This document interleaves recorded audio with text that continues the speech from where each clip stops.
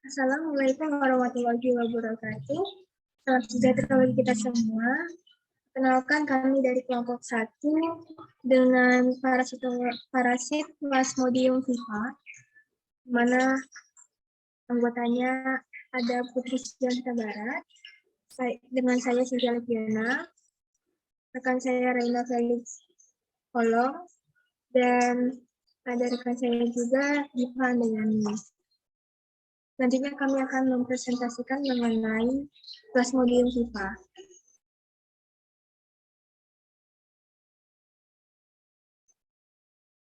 Apa sih Plasmodium vivax itu?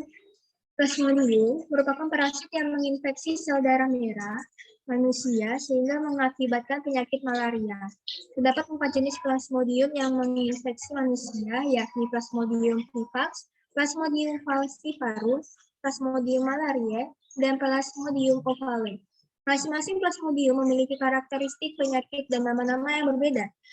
Plasmodium vivax ini adalah protozoa parasit dan patogen pada manusia. Vivax adalah salah satu dari 4 spesies parasit yang malaria dan umumnya menyerang manusia. Pada Plasmodium vivax ini dibawa oleh nyamuk Anopheles betina. Plasmodium vivax ini merupakan parasit protozoa yang dapat berkembang di dalam tubuh manusia dan nyamuk. Parasit ini juga termasuk dalam filum Apicomplexa, genus Plasmodium, spesies Plasmodium vivax. Akibat dari perkembangan parasit ini di dalam tubuh manusia adalah demam tinggi yang mengakibatkan malaria berat. Kemudian juga bisa mengakibatkan perbesaran pada limfa. Nah, untuk fase Plasmodium vivax ini diantaranya ada tropozoid, gametosit, sizon, di mana pertama ada tropozoid atau tropozoid merupakan tahap awal perkembangan parasit, dan pada tahap ini parasit berbentuk ring atau cincin lebih pada bentuk cincin. Kemudian berkembang menjadi agak bulat yang tidak sempurna dan mempunyai inti satu dan berwarna tidak padat. Parasit pada tropozoid ini belum sepenuhnya mengisi eritrosit. Dapat dilihat pada gambar di slide. Selanjutnya akan dijelaskan oleh teman saya. Selanjutnya itu ada gematosit, yaitu gematosit itu merupakan tahap setelah tropozoid. Pada tahap ini sudah berubah bentuk dan membesar, inti atau titik subner membesar. Parasit sudah mengisi eritrosit dan berwarna padat. Cenderungnya itu dia berbentuk bulat atau oval. Next.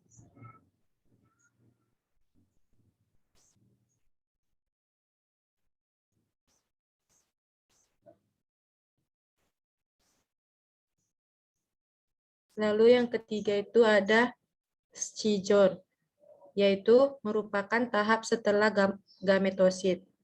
Pada tahap ini parasit berbentuk bulat tetapi tidak sempurna. Dinding selnya itu tidak jelas, bahkan hampir tidak terlihat. Memiliki banyak inti dibandingkan tahap atau fase-fase sebelumnya. Intinya itu membesar dan semakin jelas terlihat dibandingkan gametosit. Dan di sini itu dia memiliki warna padat dan sudah sepenuhnya mengisi eritrosit. Dapat dilihat pada gambar di sebelahnya. Selanjutnya akan dijelaskan oleh teman saya. Sebelumnya ini adalah strukturnya. Dapat dilihat.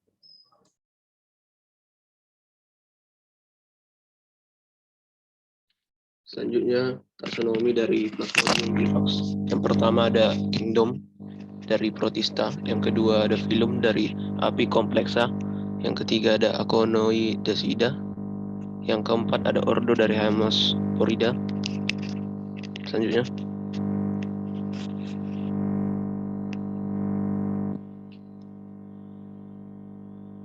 yang kelima ada familia dari Plasmodidae, yang keenam ada genus dari Plasmodium, yang ketujuh ada spesies dari P. vivax. Selanjutnya, penyakit apa yang disebabkan oleh Plasmodium vivax ini? Plasmodium vivax adalah parasit yang menyebabkan penyakit malaria. Penyakit malaria yang disebabkan oleh parasit Plasmodium vivax.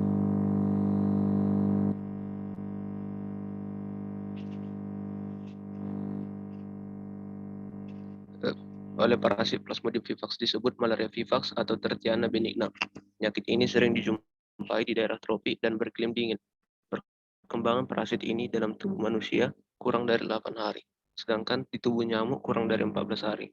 Demam yang muncul akibat parasit ini adalah sekali dalam 48 jam dengan durasi 8-12 jam. Plasmodium vivax menyerang sel darah merah muda. Di Indonesia, Plasmodium vivax merupakan parasit malaria yang paling banyak ditemukan dan merupakan parasit yang dapat menyebabkan malaria berat dan menyebabkan kematian seseorang.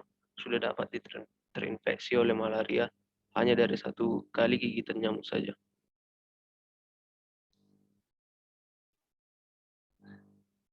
Parasit malaria hanya disebarkan melalui gigitan nyamuk Anopheles betina yang telah terinfeksi. Gigitan nyamuk malaria ini terutama lebih sering terjadi pada saat malam hari. Setelah terjadi gigitan, parasit akan masuk ke dalam aliran darah dan berkembang biak dalam sel darah merah. Apabila ada nyamuk Anopheles betina yang menggigit penderita malaria, maka nyamuk tersebut terinfeksi oleh parasit dan akan menularkan parasit apabila menggigit orang lain. Meskipun sangat jarang terjadi, penyebaran malaria juga dapat ditularkan melalui transfusi darah, pemakaian jarum suntik yang berulang, dan dari darah ibu ke janin.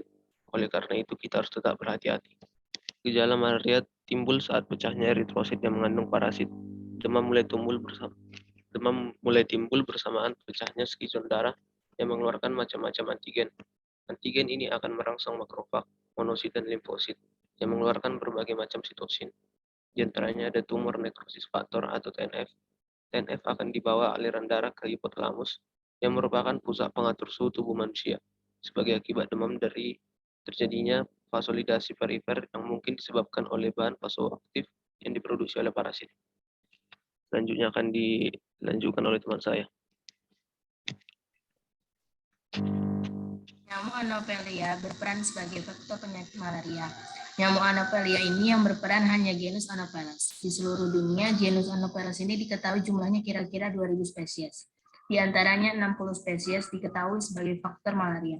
Ciri khas dari nyamuk Anopheles sp yaitu pada saat hinggap dalam posisi menukik atau membentuk sudut. Siklus hidup nyamuk Anopheles sp terdiri dari 4 tahap, yaitu telur, larva, pupa, dan dewasa berlangsung selama 7-14 hari. Tahap dewasa adalah ketika nyamuk Anopheles betina bertindak sebagai faktor malaria. Nyamuk betina dewasa dapat hidup sampai 1 bulan, tapi kemungkinan besar tidak hidup lebih dari 1-2 minggu di alam bebas.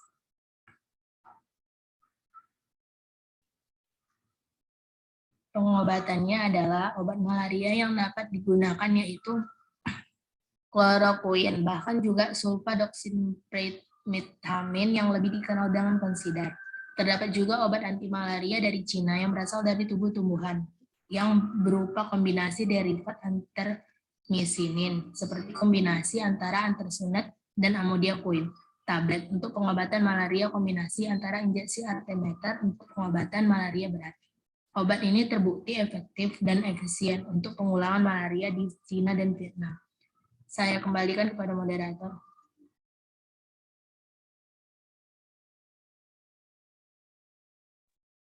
Demikian penjelasan mengenai Plasmodium vivax dari kelompok I. Kurang lebihnya mohon maaf. Terima kasih atas perhatiannya. Waalaikumsalam warahmatullahi wabarakatuh. Salam sejahtera bagi kita semua.